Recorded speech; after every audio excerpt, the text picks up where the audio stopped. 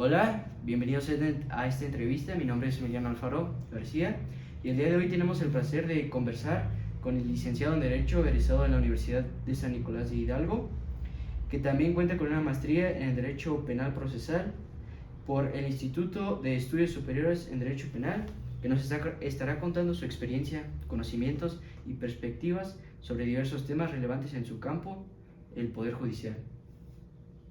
¿Qué tal? Buenas tardes.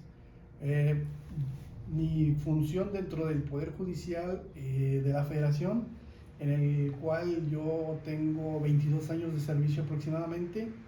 Dentro de ese lapso de tiempo me he desempeñado como oficial judicial del Segundo Tribunal Unitario del 16º Circuito, con sede en la ciudad de Morelia, así como actuario judicial y secretario del Juzgado Primero de Distrito de Procesos Penales Federales en la Ciudad de México.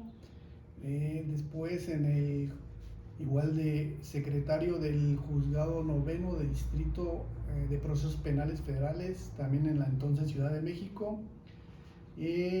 Secretario del Juzgado 13º de Distrito de Procesos Penales Federales, también en la Ciudad de México. También he desempeñado función de actuario judicial y secretario del Juzgado Quinto de Distrito en el estado de Michoacán, con sede en Uruapan. También estuve en el Juzgado Cuarto de Distrito en el estado de Michoacán, aquí en Morelia, de secretario de juzgado. Y finalmente en el Juzgado Noveno de Distrito en el estado de Guanajuato, con sede en Irapuato, de actuario judicial y secretario de juzgado. Mayormente mi función ha sido en el proceso penal federal. Pues primero que nada, un gusto tenerte aquí con nosotros. Pero para darnos una introducción, nos podrías decir, sabemos que hay tres poderes, ¿no? El poder legislativo, ejecutivo y judicial. ¿Nos podrías decir de qué se encarga el Poder Judicial, por favor? Pues el Poder Judicial de la Federación está representado o lo integra la Suprema Corte de Justicia de la Nación, que como ustedes saben esencialmente resuelve controversias constitucionales que se suscitan ya sea por leyes, decretos, acuerdos que presentan los otros poderes, tanto el Ejecutivo como el Legislativo. También lo integran los tribunales colegiados de circuito, que son los que resuelven o conocen del juicio de amparo directo, el cual procede contra sentencias definitivas o que ponen fin al juicio. Esto es, cuando una sentencia es emitida por el juez de primera instancia, es procedente en la mayoría de los casos el recurso de apelación. Una vez que ya sea la sala o el tribunal unitario resuelven, contra esa determinación procede el juicio de amparo directo, que es el que conocen los tribunales colegiados. Los tribunales colegiados de circuito se integran por 3 magistrados y cada circuito, en la mayoría de los casos, ya están especializados por materia. Puede ser materia penal, materia administrativa, del trabajo y civil. Los tribunales colegiados de circuito también están integrados por secretarios de acuerdos, secretarios que se encargan de hacer los proyectos y pasárselos a los magistrados sobre los asuntos que a cada uno le corresponde. Y una vez que está el proyecto, se presenta con el magistrado ponente y los otros dos, una vez que estudian el asunto, determinan si están de acuerdo o no con el proyecto. Los tribunales unitarios de circuito actualmente ya no están con esa denominación. Actualmente lo que era antes tribunal unitario pasaron a ser tribunales colegiados de apelación. Los tribunales unitarios anteriormente estaban integrados igualmente por un magistrado, que era el titular del órgano jurisdiccional, también por secretarios, ya sea de acuerdos o proyectistas, y el demás personal actuarios, oficiales administrativos, que son los que se encargan de llevar el trámite de los asuntos.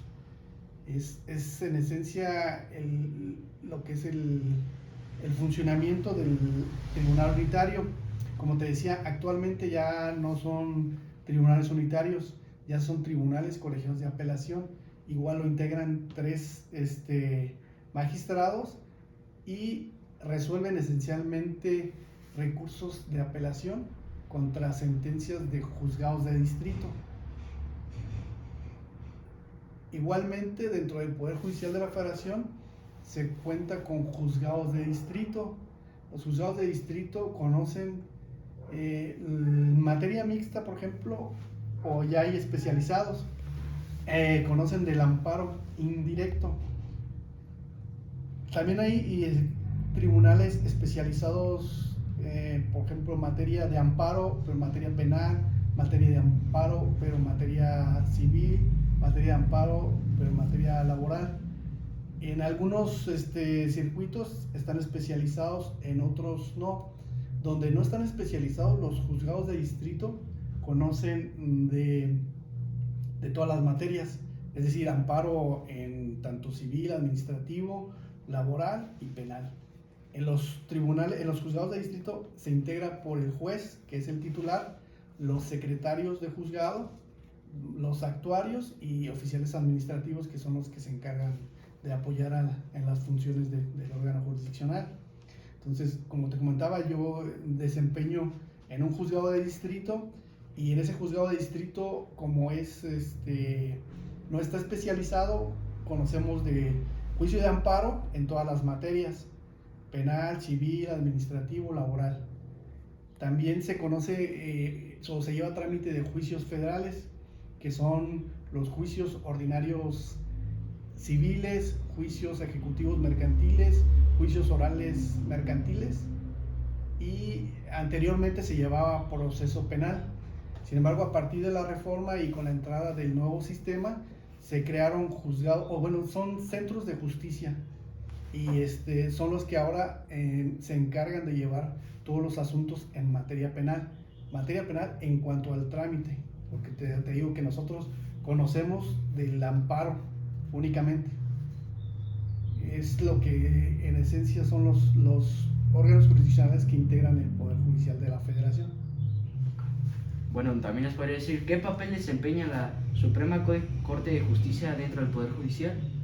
Bueno, como te comentaba, la Suprema Corte se puede decir que es la cabeza del Poder Judicial, y esencialmente, como también ya te dije, resuelve de controversias constitucionales. Es decir, cuando el Poder Legislativo presenta una ley y va en contra de algún dispositivo o artículo de la Constitución, se implementa ese mecanismo que es una controversia constitucional. Es lo que se encarga de determinar la Corte, y está, como ya saben, integrada por 11 ministros y 2 salas. Pues ya nos comentaste las funciones de los tribunales colegiados y de circuito, pero ahora te quería preguntar, en el Poder Judicial, ¿cómo se vivió el cambio al nuevo sistema penal? ¿Qué cosas hubo? ¿Cómo se manejó eso? ¿Sí me lo puedes explicar? Pues como te comentaba, igual la reforma, esencialmente en materia penal, los procesos penales federales, antes los conocía un juez de distrito. En algunos casos había especializados en procesos penales. Sin embargo, a partir de la reforma, pues se crearon lo que ahora son centros de justicia. Y el nuevo sistema esencialmente tiene, pues, iba encaminado a establecer preponderantemente la reparación del daño de la víctima, que anteriormente, pues, en muchos casos no se determinaba. Además, como los juicios, antes todo era escrito, las diligencias las llevábamos, pero todo escrito. Y ahora la gran diferencia es que, pues, son preponderantemente orales. Si las partes exponen los argumentos ante el juez, quien directamente escucha los argumentos de cada una de las partes, de la defensa del inculpado, del imputado, y el Ministerio Público, que como ustedes saben, el Ministerio Público es el encargado o el titular del ejercicio de la acción penal, y esencialmente.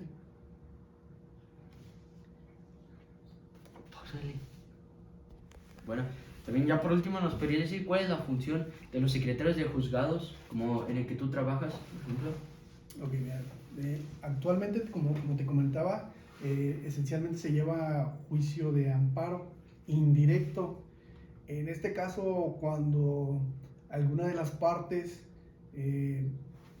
primero vamos a apreciar que en el juicio de amparo hay partes: el quejoso, el tercero perjudicado, la autoridad responsable y el Ministerio Público.